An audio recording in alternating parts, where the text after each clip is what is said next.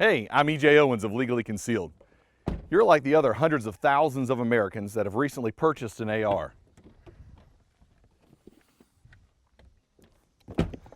Let me congratulate you on your purchase of some true American liberty.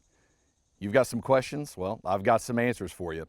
I'm sure you don't want to be that guy at the range, so you and we're going to do this together.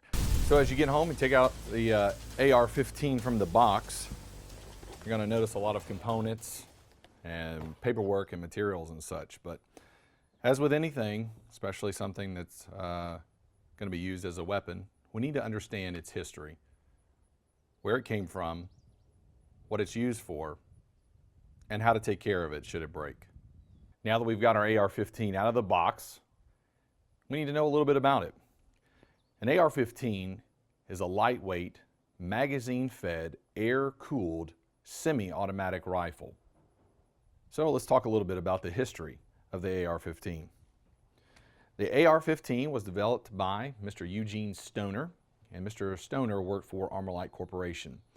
Now, the United States military was beginning to get involved with Vietnam, and they were using the M14 and the M1A. It was pretty heavy. It's shooting that .308 round, and the military wanted something a little bit lighter that could carry a lot more ammunition. So they went to Armalite, and Armalite started developing the AR-10, which is a .308 version of this AR-15. And it really didn't go anywhere. They had a bunch of issues with it. The barrel and some other stuff just wasn't holding up to specs. And so Mr. Eugene Stoner developed the .223 round. And he utilized the AR-15 platform to fire that .223 round. So went through a whole bunch of testing, and the military finally decided, well, we're going to pick it up. So in Vietnam, it got its first start. Now, in Vietnam, the military did not get the AR-15. They got the M16. Now, the M16 is the fully automatic version of the AR-15. Now, remember before I said this was a semi-automatic, so when you pull the trigger, one round comes out. The military needed a fully automatic version. Obviously, being in wartime, they want to put as many rounds downrange as they can. So the M16 was developed and was issued to troops overseas, and then the problems started. So from Vietnam to now, present day, the military has continued to utilize private enterprise and innovation to grow and better the AR-15 platform. So the military uses the M16, the M16A1, M16A2, M16A3, and now the M16A4. So they're all just variants and improvements of the original platform. 1963 is when the first AR-15 went out for sale for civilian use. Now, Armalite Corporation started having some issues, both financially and some others, and they ended up selling the rights to the AR-15 to Colt.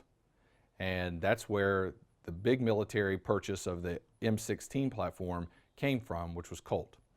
So let's talk a little bit real quick about the AR-15 name. Now, these commie tree-hugging liberals out there will tell you that the AR stands for assault rifle. Well, that's not true.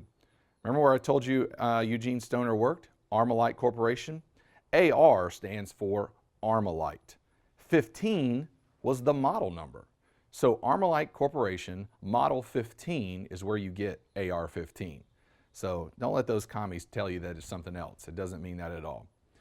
Well, after Colt took it over and started mass producing it for the military, civilian sales were starting to demand some of the improvements that the military was getting.